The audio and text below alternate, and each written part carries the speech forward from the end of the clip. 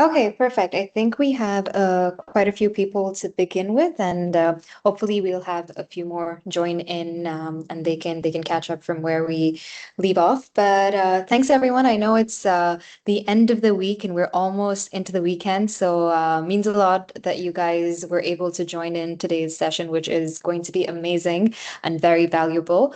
Before we dive into our first session of the Masterclass series for the University of Dubai Pitch Competition, I just want to take a minute to orient everyone who might not be fully aware of the competition and the program this year. So University of Dubai's pitch competition is our milestone annual event that we do. It's a business plan competition that runs almost like your Shark Tank or Dragon's Den sort of program. And this year we're in our fourth edition that focuses on the theme of the UAE Centennial 2071. So how do we build future ready ventures, and how do we do that with a mindset that's innovative starting today? So I'm just gonna get right into it and like just spend a minute talking about our theme. You can also post questions in the Q&A part. Feel free to drop them in now or do them directly by email if you would prefer that as well. So essentially, the Centennial 2071 vision is a federal vision for the UAE, which focuses on building a knowledge-driven, human-centric, and globally competitive nation. Now, for those people who are living in the UAE, we already know that those three pillars are a very strong government initiative, followed by synergies with the private sector as well to match this vision. And we're already making great strides in those three pillars, right? This competition in particular is for the university ecosystem to start thinking about how can we then be entrepreneurial in our mindset and use our research or use like projects that we've done through academia and contribute to a better education system, a more diversified economy, science and leadership, technology, and also just a cohesive and empowered society. So if I had to sort of encapsulate the vision of our pitch competition this year, and the core question that we're asking you as participants to really answer is that if your venture exists in, let's not even go as far as 2071, but if it exists in 2040, 2050, sorry, 20 years down the line, how does it really strengthen UAE's knowledge economy, its societal resilience, a very topical thing to think about now, and global relevance as well, right? So this is our theme really. We have three tracks, so this is a little bit more in the logistics of things. So we have one tracks that are open to students. So if you are enrolled in any UAE-based university across all seven Emirates, you're free to apply to this. If you're in an undergrad or grad program, either work. Alumni. So if you've actually graduated from a UAE-based university in the last 5 years and you have proof of graduation, you can apply to the alumni track. And one of the very interesting tracks is the researcher track. So if you're a faculty member or an active academic researcher in a UAE-based research institute or university, this track would be for you. So these are our three types of participant categories. And then we have the industry challenge, which will be announced hopefully early next week by Monday, Tuesday, in partnership with Nestle. We have a sustainability track focused on UN SDGs that our guest speaker will might touch upon a little bit today as well. And then we have an open innovation track. So that's a little bit just about the pitch competition. Important dates to think about. Our mentorship phase will begin around the 24th of April, which is the last week of April, and we're aiming to have the pitch competition on the 1st of May. Those are two dates I want to highlight. If you haven't registered, we have registrations open until next Friday, which is 10th of April. So we'll try to keep everything flexible because right now we are not too sure of the in-person, if we're resuming in person, hopefully it's sooner rather than later. But regardless, we'll be agile and we'll be there to support you every step of the way. So enough from me. I'm just going to quickly get into the session today. Today we have with us Mr. Abbas Sibai. He is someone that I've had the honor to meet in person and also learn from in person. He is an expert when it comes to governance, policy, how to trade in innovative systems and markets. And his contribution today is from a role he holds in Fast Forward 2030. Sorry, I just want to request everyone if they can just mute themselves, everyone on the call. That way we'll have a seamless experience. So if everyone can mute themselves, yeah. So, perfect. So, we have him in the capacity he holds at Fast Forward 2030, which is a global sort of knowledge think tank of sustainable and transformative entrepreneurs. He's a global board member from Lebanon in Fast Forward 2030, and wears many hats when it comes to entrepreneurship, innovation, policy. So I'd love to hand it over to you, Abbas, for you to maybe tell the audience a little bit more about what you do and share all of your amazing expertise with them then. Thank you so much. Thank you, Simran, for this flattering introduction. I'm gonna be sharing my screen, and based from there, we're gonna be diving in and start talking. So let me know just if things are clear on the screen. Yes, we're good to go. I Perfect. think everyone can see Great. it.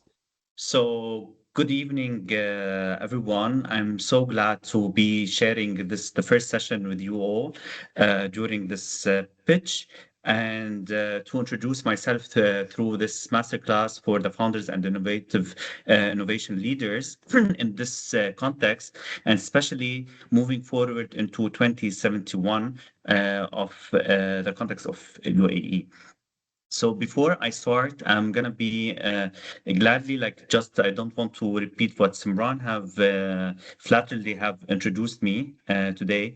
So I'm more my background is more focused on policy and governance. So I'm a founder for a small kind of boutique organization that's called Change Pulses that focus on policy innovation and interaction on advocacy. Also, Simran have talked about something called Fast Forward 2030, which engage with globally in Lebanon, in Africa, in Dubai, in London, the first base, and also in Ukraine. Also, I'm a member of ICANN, which is more involved on global internet, and also I'm a co-chair for Catalyst Now Lebanon chapter, which is the largest organization worldwide or movement working on sustainable development goals. So more than happy if anyone is interested to know more about any of the four organizations, more than happy to introduce it further, even after the call. Um, so what's this session and what's this master class is all about today? We're going to be having kind of talking more on the practical framework. We're going to be having the first level on the focus, the horizon, and the method. In a sense of how would be all kind of positioned within the UAE Senatorial in 2071 vision. And from there would be also kind of moving into the beyond component, which would be also interesting into talking about the different layers that we're going to be discussing today and the trajectories. And there would be a lot of kind of self-reflection questions. So I invite you now, if you have kind of a piece of paper and a pen, or on your tablet or on just a small note, in order for you to take some notes. And by the end of the session, we're going to be having this Q&A and open for the conversation to take place. Um, in the meantime, so what we're going to be covering during this almost 60 minutes, we're going to be having four different components. The first one, we're going to be having more focus on the understanding and the limits of traditional impact design. The second, we're going to be thinking and reflecting self-reflection based on apply the venture alignment with the framework. So I'm going to be introducing some information and it would be more questions for you to work on. The third part would be identify the long-term risk that we can think about at early stage. And the fourth and the most important is how to communicate with clarity and credibility your pitches to policymaker, innovators, or institutional stakeholders. I hope that all is clear for now.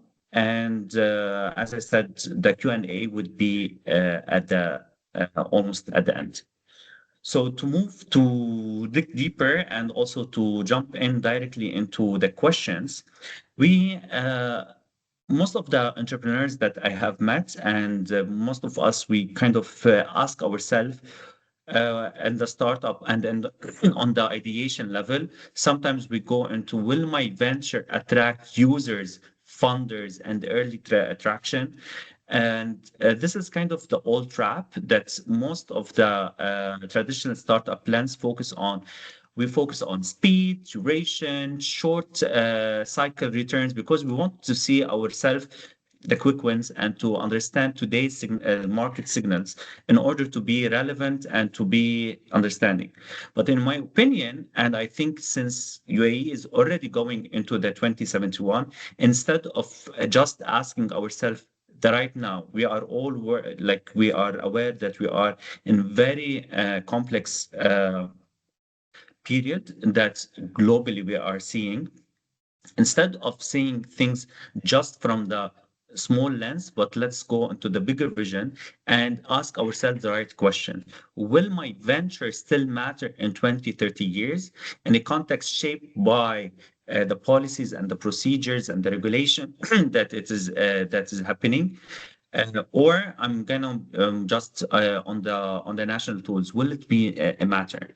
So, in my opinion, the ventures that align themselves with the long-term national priorities are not just more impactful, but they are structurally more resilient, more fundable, and more likely to survive the systemic change. By this, we can have a lot of kind of attract new investors. We're going to be attracting new cycles, governmental funding, and also it will be more meaningful on the long term, not binded by the current situation. From here, we're gonna go into two different critical steps, and we have like two kind of difference on people who think on idea-driven ventures. It's like an idea that they can come up, or kind of they were kind of in a reflection period, or they had a certain experience that they been. And there's the other ventures who are system aligned venture. So they are plugged in and they are intertwined with the system that they ensure their systematic growth over time. So once we are talking more about that ideas from my like the title that I said more about ideas and system.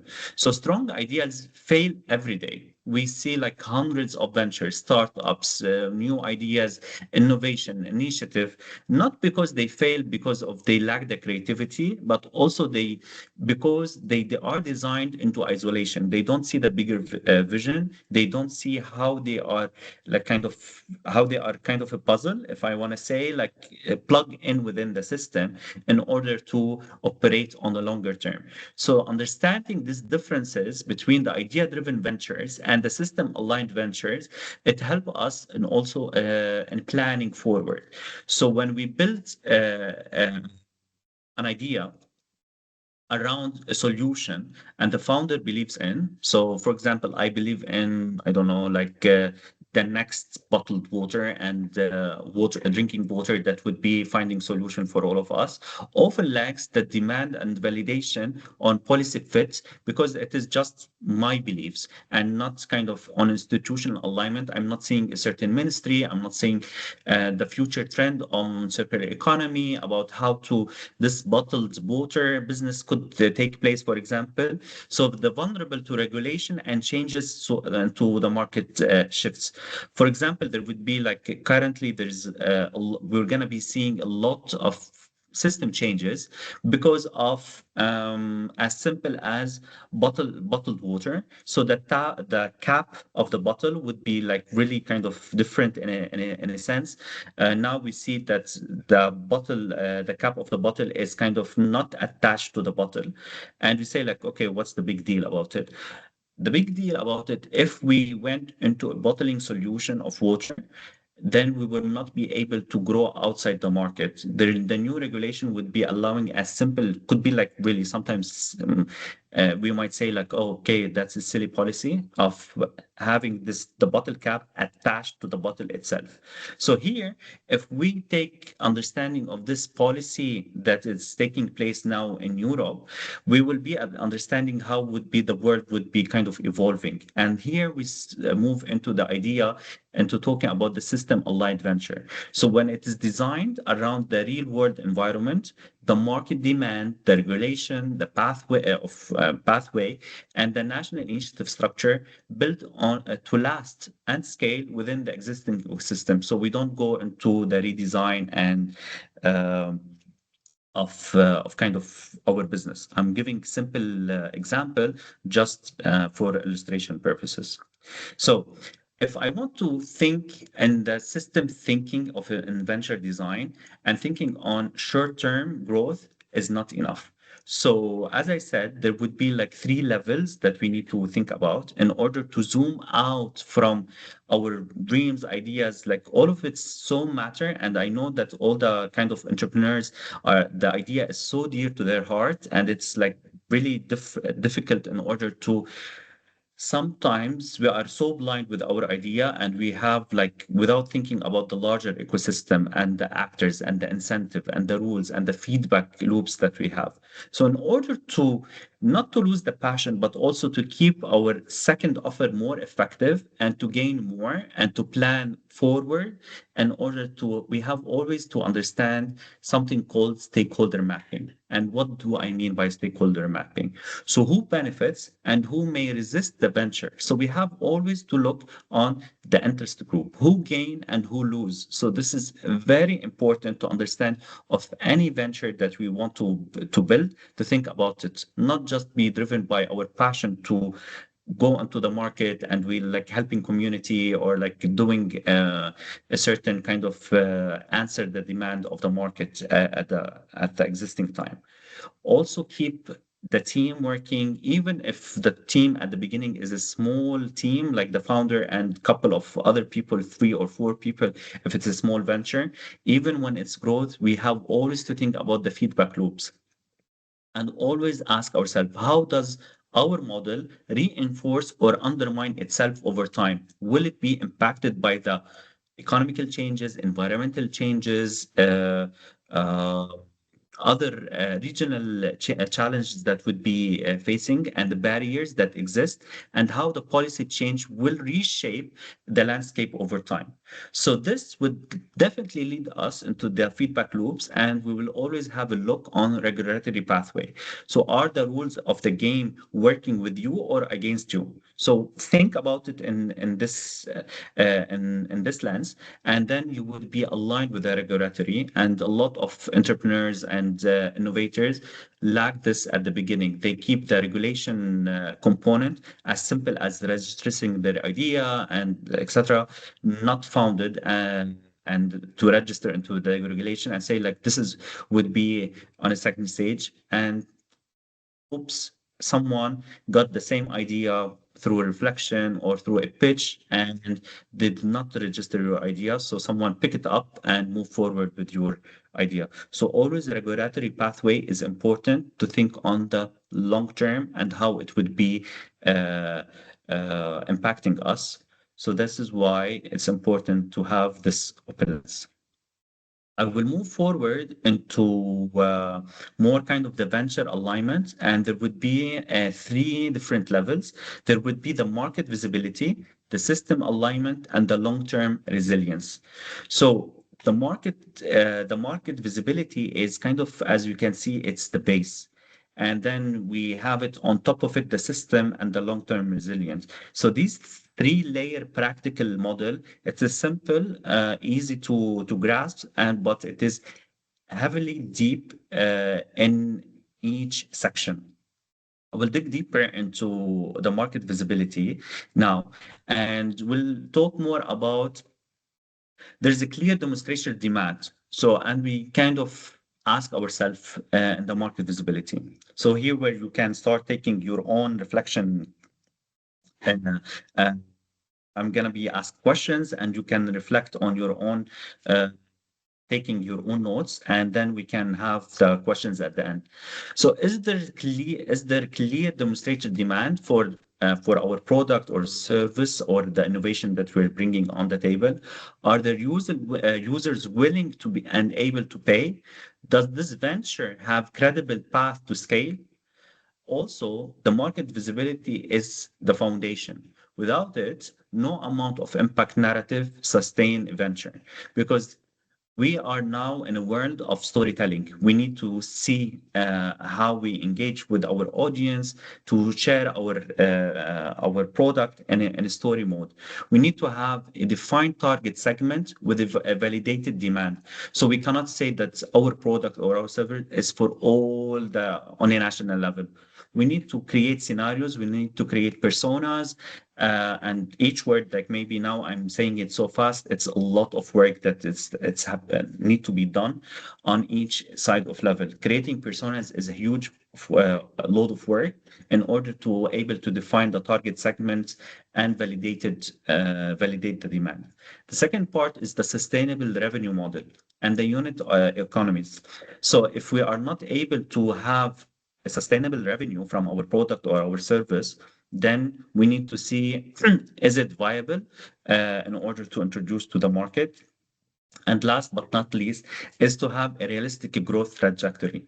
Like, for example, UAE is kind of a mid-size level market, but we need to see in the region. UAE is not just even the seven Emirates would be, but also we have to think on a regional level and also on the Asia level or Europe. It depends on the service or model or even the US market that we want to grow. It depends about your product, your service that you want to see, but always think about realistic growth and not just think, yes, I want to go global from step number one.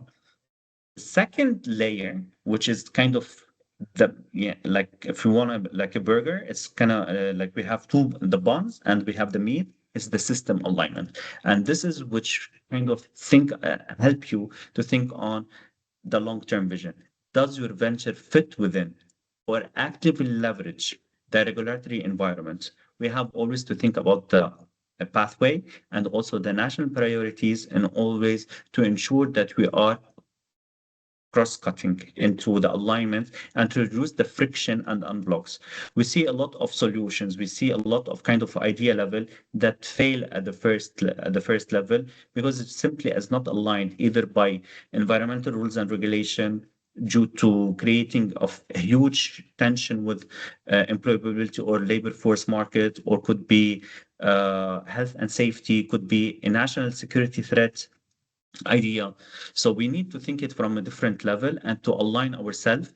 Currently, we have the Vision 2031 UAE, and we have also within this, there's a lot of work that is published online on the 2071, which is so helpful, and a lot of like thankful for like institutions that have published these documents that will help us as entrepreneurs and policy practitioners to have this vision or insight into the future in order to have our institution or our invention a champion enabling engaging with others and to have a healthy partnership within the ecosystem. And the third lens, and the most also important, it is the top of it. I said the visibility, the viability, the market viability is the lowest bun, but the top bun is the long-term resilience. Can this venture survive and adapt to policy shifts? If, for example, any like COVID-19 happened again, our business would be kind of viable if it is we are all at home, we cannot move, mobility is almost null. Economic cycles, if there is like now we might be seeing a lot of kind of economic shifts into kind of inflation, challenges, etc. Would our business and the venture would be viable economically? And the third level with the AI and other technological disruption over the 20, 30 years from now, will be our product and idea resilient in a sense of or engaged, not always like defensive mode, but how we can elaborate it. So always think about scenarios, scenario planning for policy and the economic shocks that we might have. Also diversified revenue and stakeholder base. So this will enable us to adapt our venture in a sense of building into the system and plug into the model. I will move into this kind of the path road of the kind of a long path that we might be going through, and talk a little bit about the common pitfalls in a venture design.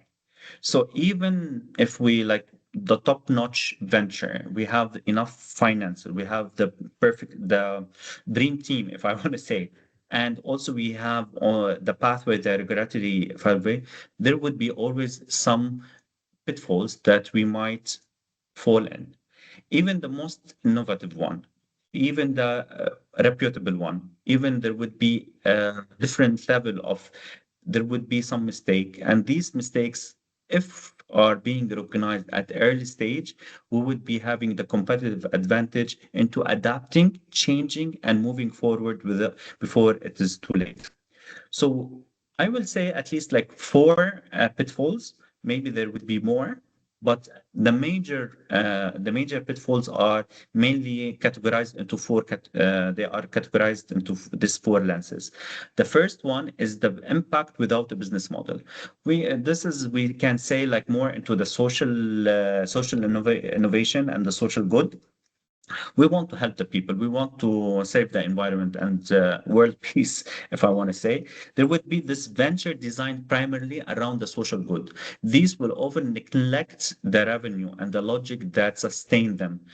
This is kind of a lot of charity work that sometimes happen. It is we are more emotionally driven without having the business model, and we don't see the financial availability even on high impact initiative collapse even when the grants funding ends and the donor priorities shift. We have seen this a lot, and I can testify for a lot of organizations in the MENA region. The second one, and I think it is also important, as I said before, ignoring the policy and the regulation. Founder free. This is I don't want to say like going into the repetition, but I'm highlighting it because it is highly important. Founders frequently underestimate how deeply regulations shape their operating environment. Building outside or against regulatory frameworks invite costly pivots and legal exposure and blocked market entry. If a certain product or service not maybe I don't know uh, the label on a certain product. Okay, the ingredients, the color code, the shape, the size. If not fitting, you will not be able to penetrate a new market like Australia market or EU market or any or like because these markets are highly regulated. And this would, instead of thinking about the growth, we would be like pitfall just because we did not understand the policy and the regulatory framework. The third one, which is more talking about the pitch, how we kind of pitch our product and not the product. So sometimes it is not about the product is perfect, it is aligned, the policy framework is amazing, there's an amazing business model, but we don't have the storytelling part. The storytelling in order to engage with the investor. So the investment is more kind of a need narrative polish. It needs kind of the optics. It needs the visual. It needs to we have the fundamentals for it. The venture that's kind of win these kind of competition, but lack the implementation depth. So sometimes we would be able to survive a contract in the real world, but the operation demand is so huge, we will not be able to do it. So we need to ensure this optimization is happening between what we are dreaming of, what we are pitching, and how it's kind of the implementation. And the fourth one is more kind of focused on the designing for the trend and not the system. We see a lot of ventures that they are just based on a certain trend. They would be going into this building the momentum. We're going into current technology wave. Like now we're seeing a lot of AI tools because the AI bubble is moving forward. We see a lot of apps going on. We see a lot of softwares, websites, different type of trends but we don't see kind of how it's structured on the longer term. So there would be a structured risk that this venture would kind of fail, not because of the idea, but also because it is following a certain trend. I'm not saying trends are not sometimes useful, and in order to pivot, but we need to think about it, how it's plugged into the system and in order to sustain its growth. So these are the four patterns, in my opinion, that undermine the venture. And if now I want the real questions is to think about your own, if you have kind of a certain idea or a venture that it is already existing or in the making, or even you want to think about it for the pitch, think about the following questions and reflect on your own venture idea. And these will help you to design this, like to move from the design to surface and to build the blind spots that you maybe not kind of thought about it, or maybe you thought about it, but ensure that you reduce your cost failures. So the first one, I would think about what problem will this venture solve in 2040. So I'm not going to 71. I'm just talking about the coming 10 years. 2040, is the problem structure and enduring, or tied to a current movement that may solve or evolve? So think about it, reflect it, in a group setting with your team, and think about it in this way. The second one is who benefits and who may resist. So when you're talking, as earlier I was talking about the stakeholder mapping, you need to sit down and to map your own stakeholder. Who will gain, who will lose, who will keep the status quo, who will be impact. So maybe draw kind of a diagram for yourself, a graph, a power structure with like kind of win-lose, and see each stakeholder where they fit on the map. Sometimes government relations is so high. Sometimes government relation does not play a role. Sometimes, like a small community of different background, nationality, ethnic behavior. If it's like kind of food and beverage, clothing. It depends on the type of product or service that you want to pitch into the market. That who will benefit and who will resist my my work or the product or service. Sometimes a whole sector, like. Uh, at the beginning, when we thought about electric vehicle, we thought directly the oil and the gas companies would be like against. So there was a lot of shifts, a lot of work. Still, there's some winners and some losers, and some people who are shifting there. So the oil and gas, like for example, not to give markets, the Total Energies, we know that they are oil and energy, but they shifted into green energy. So now they have in most of all their spots the e-vehicle charger. So okay, you don't want to consume oil and gas, we're gonna be providing you with the electric energy too. So they shifted in order to see, but at the beginning it was more for the business winners and losers. And the second and the third part, I would think about what could disrupt or break this model. So if you are able to identify two or three scenarios, that would be the policies change, technology shifts, economic shocks, any of these, it will be helpful for you to think about this kind of exercise in order to test your venture against the future. And this will help you in order to reduce the threats in your venture and ensure your viability on a longer term, for example, for the next 10 to 15 years.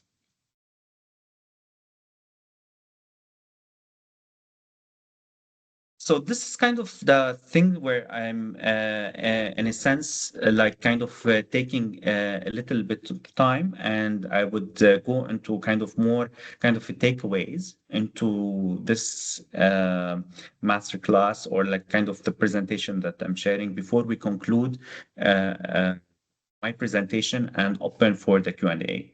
So based on this reflection that you are able to do, maybe now, maybe later, does the market need it now?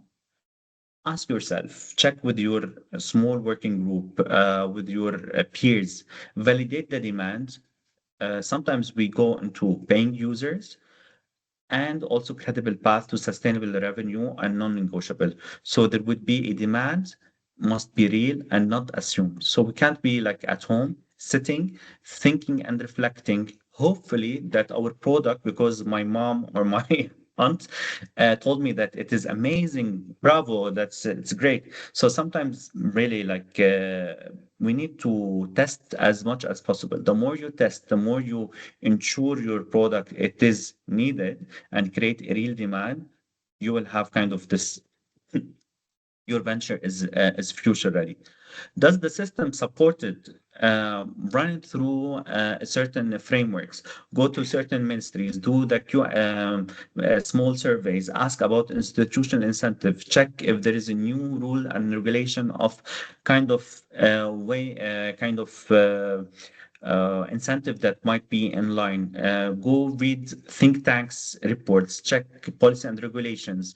We This would be more in a line and see the opportunity what's happening. Now we will see like a lot of the coming period going to be the bubble of circular economy and how is shifting everything in the market.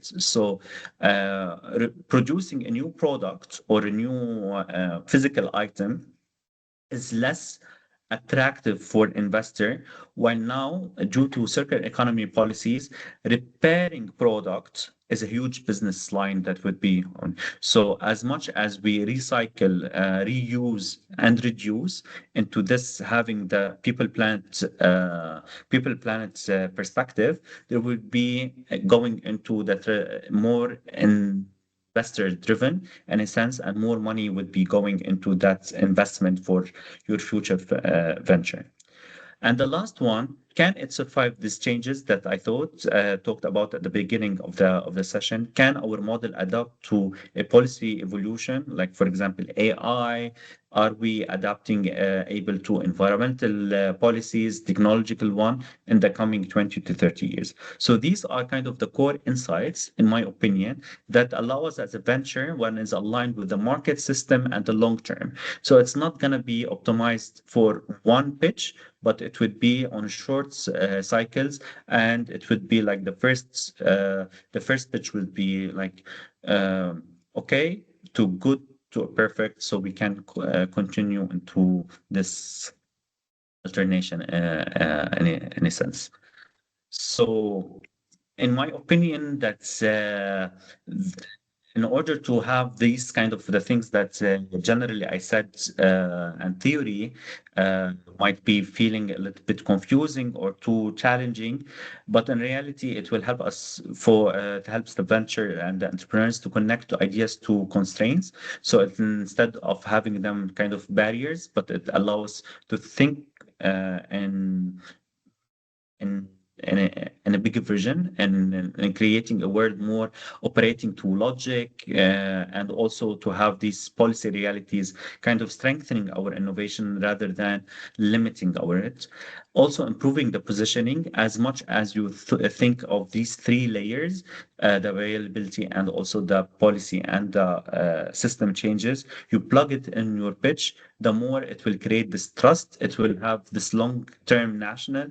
It feel like more proud that we are heading aligned with this and we are contributing to a national strategy rather than a short term.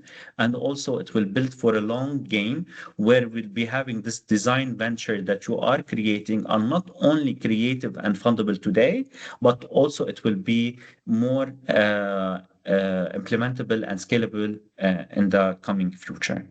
So by this, I will end my presentation, and I will be opening for Q&A where I can engage with you and to have more kind of the coming 15 to 20 minutes having questions around about your ventures, about policy system, about your own ventures, if you are interested to share with others.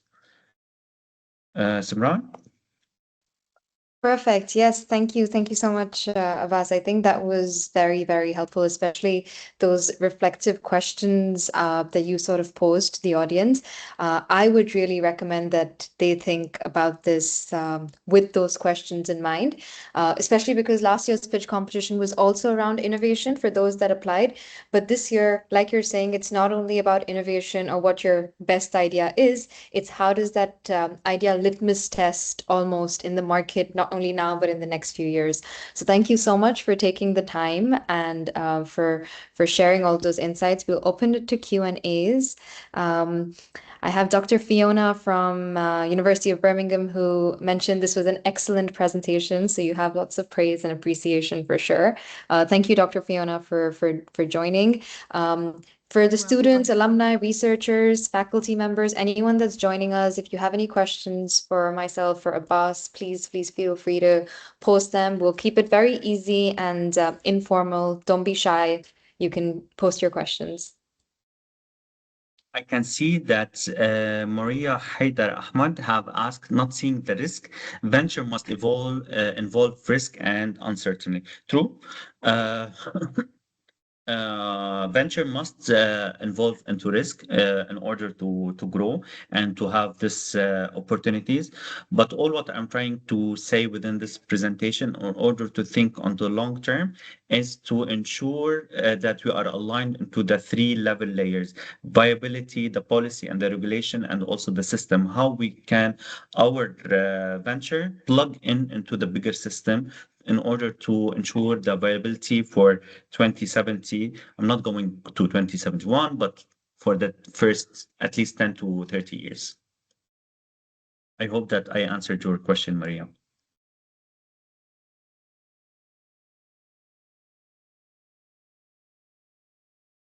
If people don't want to kind of feel like over the phone taking and you feel like you want to open your mic and to ask, I guess like they can just raise hands because we have Yeah. like around 30 to 40 people online.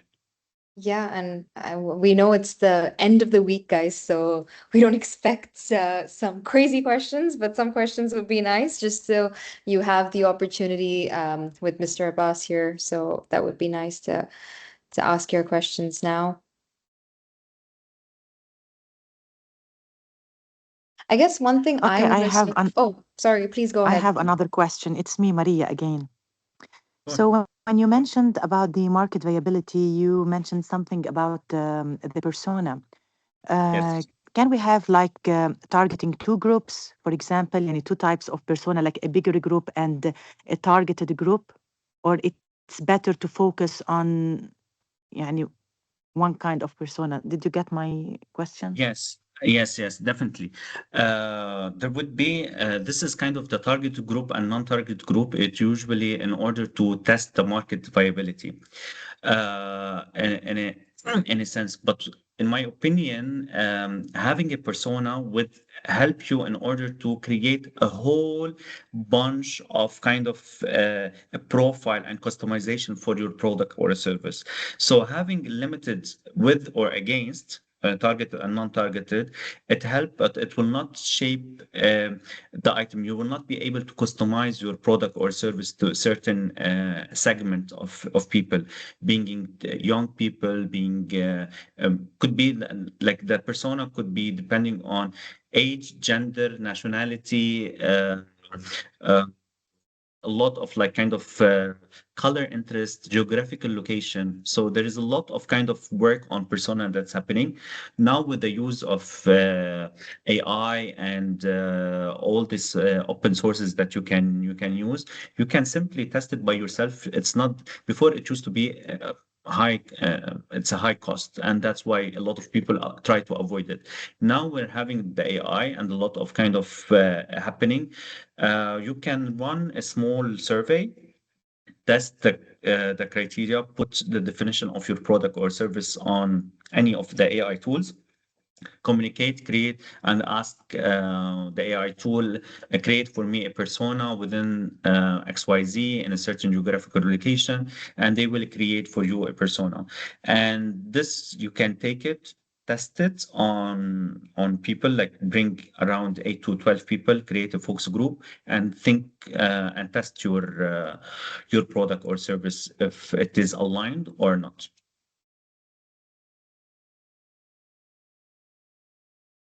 So there is another question. How Thank you. much men should we present for the pitch? So that's for you, Simran. Yes. Okay, perfect. So everyone will get an email with the exact finalized pitch instructions if you've made it to the next round. But as per last year, if you're in the student or alumni category, you'll have 5 minutes to pitch, which is quite a lot actually compared to many competitions, and followed by a 3 minute Q&A round. And if you're a researcher, obviously because you have to talk about your academic research, we give you 10 minutes to present and 5 minutes of Q&A. So the researchers, you can go on more about, your academic research and what sort of findings you've got. But this will be confirmed early next week because it also depends if we're doing this in person or on online. So just be flexible with that, but it'll all be communicated over email. We have a few more questions on chat, and I think people are raising Yeah, their I hand as will I well. will tackle and then I will answer Yara who raised her hand. Correct. Yes. The first one, what are some of the problems you see with the venture that are in healthcare field, and what are some mistakes they often do, and how can they overcome these mistakes? So I've worked at Ministry of Public Health in Lebanon, and I was engaged also with the World Health Organization in different level of engagement, and I worked on policy related to tobacco control. So with the healthcare field, and also I did some work on nursing and the deficit in that field.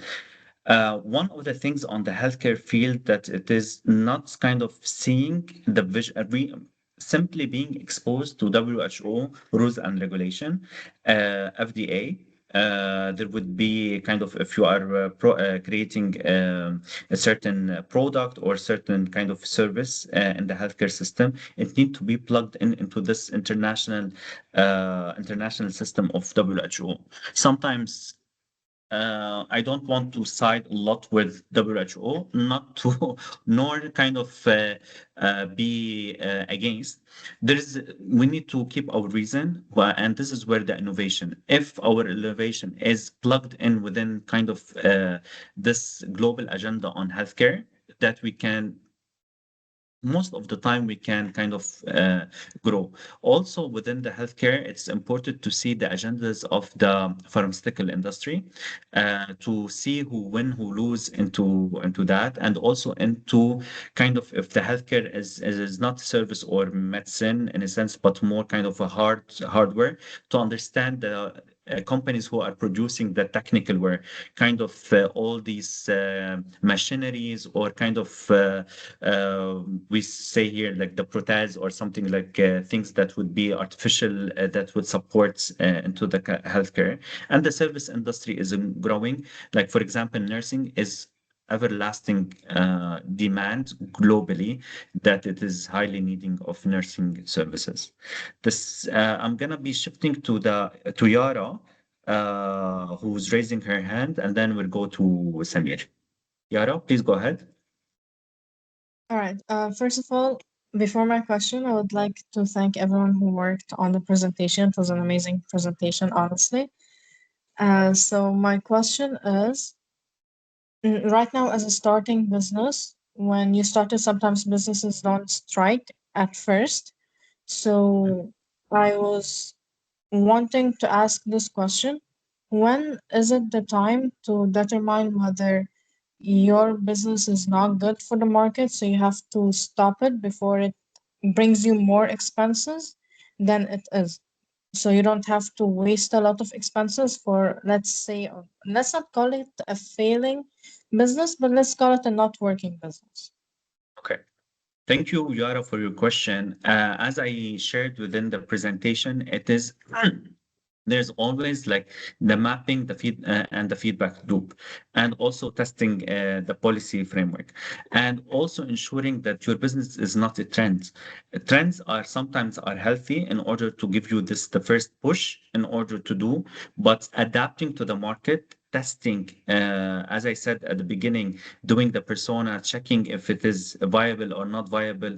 Sometimes you need to spend into the research of viability of your product before going into the market and expanding or shifting or adapting. So there's no kind of the more research, the more you invest into the research and development and kind of doing the assessment ongoing is not kind of one time shot. It's ongoing from the ideation level to the inception to the first MVP that you create. It's ongoing, so there is no, I can't, no one can tell you there is kind of a cutting point that say like I don't test anymore. Every time you will have this kind of question, you will have keep on repeating, and there's not kind of a failing.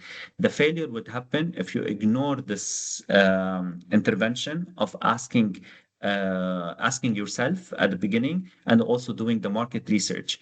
So sometimes the founders and the founding team might have the passion and the trigger to understand this, but they're saying like my product or my service is perfect, it's an amazing, but no one is buying from me.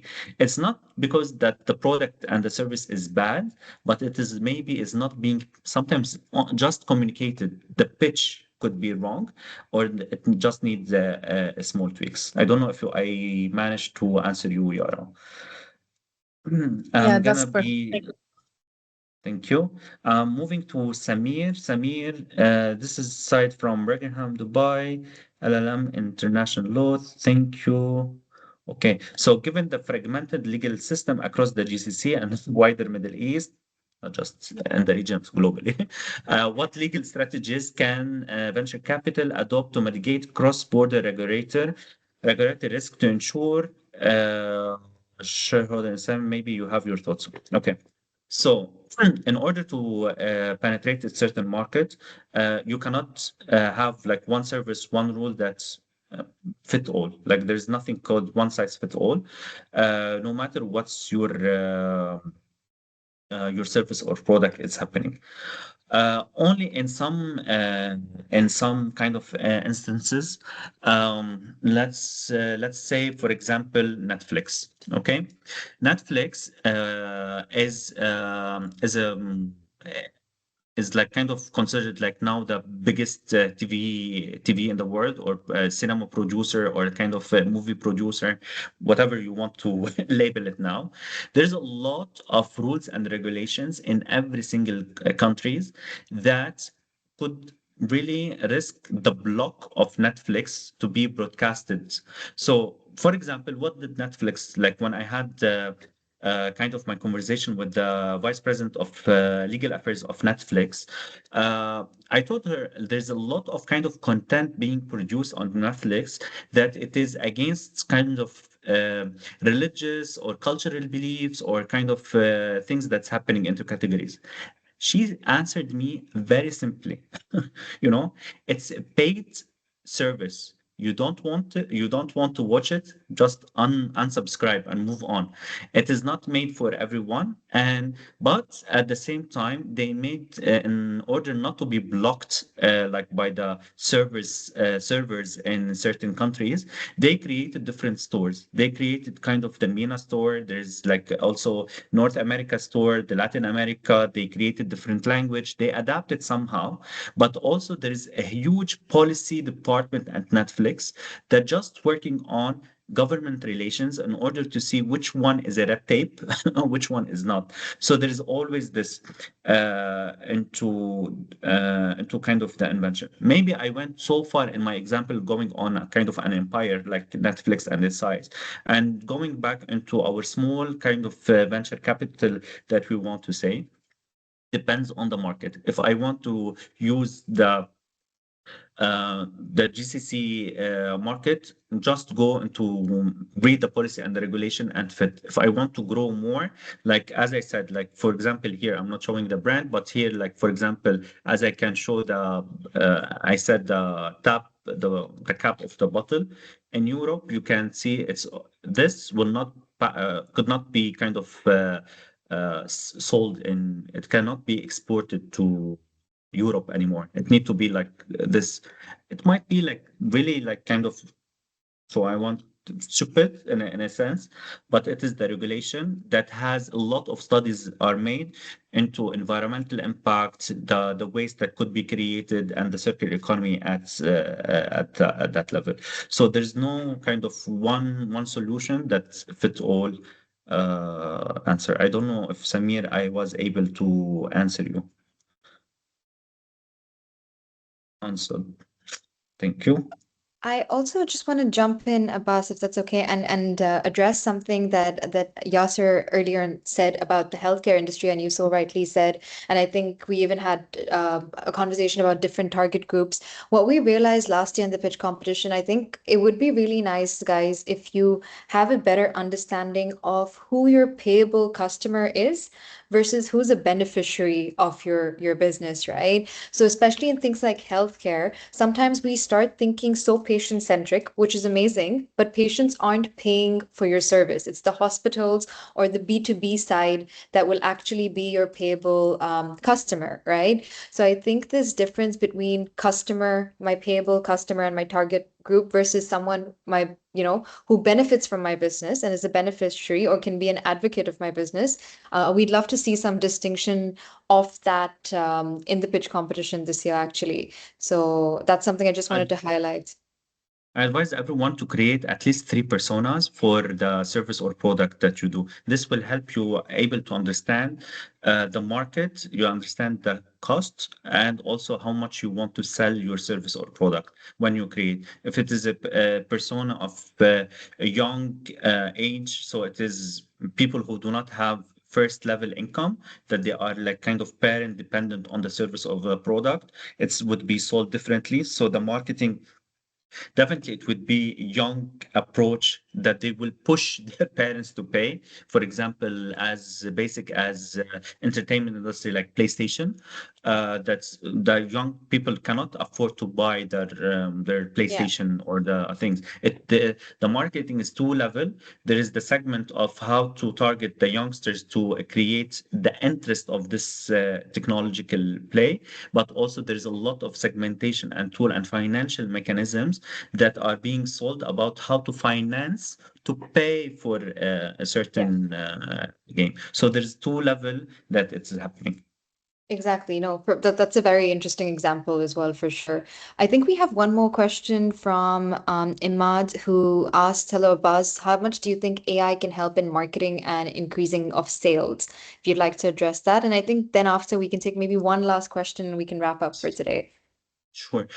AI definitely can help you hugely and immensely, like I want to say, into marketing and positioning and creating visuals, into segmentation, into testing. The cost is down very low with the use of AI in order to position. But the question was also like about how to create like more on sales, right? I don't know where the question was in the chat. It's in the Q&A section. It's about yeah, AI marketing and sales mainly. So Yeah. that's what Okay. he touched Yeah. upon. Yeah. So we need to understand the two levels. The marketing and the positioning for is something, and the use of AI in order to produce content and to produce, it does not mean it will return for you into sales. There are two separate things. Today, I was giving kind of an advice to a friend of mine. She is like more into kind of services of NLP and coaching, etc. She's been spending a lot of money on doing videos and viral and content, but zero clients are being referred from social media to her. Zero. No certain clients. So we need to understand social media and marketing is about brand awareness and is not about sales. Sales have a different funnel. It has a different chain of work. Need to go back to basics, door to door, connecting, having the real interaction with people in order to make sales. And it's not kind of again one size fit all. A service, an online service, it will have maybe a return investment like I don't know, uh, for example, Grammarly.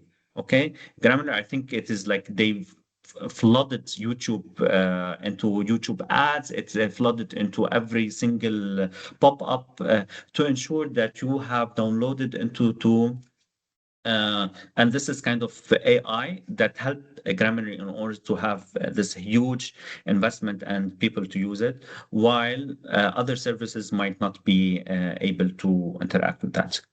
So, yeah, Simran, other question?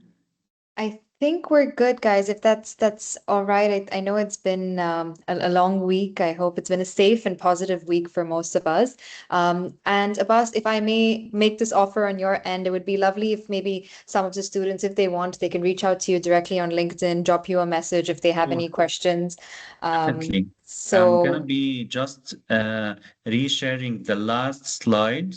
I don't know if it is showing on the screen. not yet. Can't see it. Let me just 1 second. Yeah. Till then, Um, I'll just also like to give a shout out to our academic partners. They've been very engaging. We have University of Birmingham, Dubai. We have American University, Sharjah, Middlesex University, and also Zayed University. So we really, really appreciate all of the engagement from our academic partners and the faculty members as well. Thank you. so Yeah. So here I'm presenting my email, even my WhatsApp. Feel free to reach out, and definitely I'm available on LinkedIn through the same name as written. You can't miss a face with with white spots. Perfect. No, thank you so much, Abbas. Okay. I think that's perfect. And guys, you have my email ID as well. Anything on the pitch competition, any questions, please feel free. You have another week to register. I really, really do recommend it. I think resilience is something that we should think about on a personal, national, entrepreneurial level all the time. And it's the opportunity to do so, really. So I really hope that we can make use of our time productively. And if you just need any other resources, we're always here to support. We're a community at the end of it. So don't be shy to drip. If you're struggling with something, even your idea, just feel free to, email us or drop us a LinkedIn message. We're always happy to just have a chat and support you in whatever way. Perfect. Okay.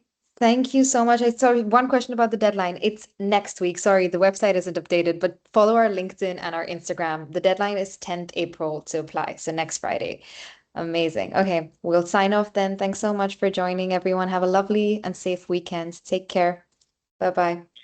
Bye bye. Thank you. Thank you.